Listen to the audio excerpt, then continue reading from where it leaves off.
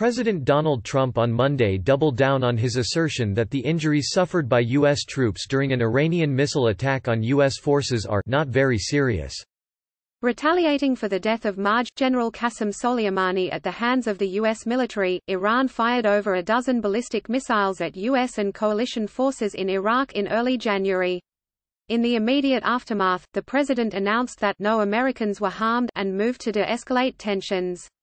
Since then, the number of U.S. troops diagnosed with mild traumatic brain injuries has steadily risen to 109, the Pentagon said on Monday. Symptoms of a TBI can be slow to manifest and sometimes harder to detect than other injuries. The Department of Defense has offered this as an explanation for initial misreporting on injuries. While roughly 70% of the injured troops, many of which were taken out of Iraq for care, have already returned to duty, 21 have been transported to the U.S. for additional treatment, suggesting their injuries may be more severe. In an interview with Fox Business on Monday, the president said he didn't think the Iranians were looking to do too much damage, because they knew what the consequences were going to be. "I saw the missiles. We saw them going. They landed in a way that they didn't hit anybody," Trump told Fox Business' Trish Regan. The president said that he stopped something that would have been very devastating for the Iranians, an apparent reference to U.S. de-escalation in the aftermath of the attack. "And then a couple of weeks later I started hearing about people having to do with trauma, head trauma," he said. "That exists. But it's, I viewed it a little bit differently than most, and I won't be changing my mind on that."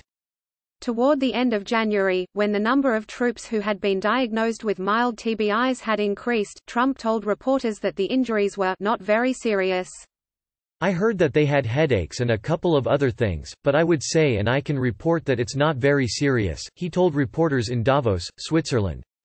"I don't consider them very serious injuries relative to other injuries that I've seen." While it remains unclear exactly how severe the injuries are, veterans groups and TBI awareness advocates have sharply criticized the president's comments.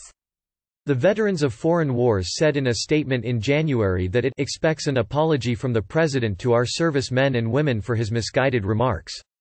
"We ask that he and the White House join with us in our efforts to educate Americans of the dangers TBI has on these heroes as they protect our great nation in these trying times. Our warriors require our full support more than ever in this challenging environment."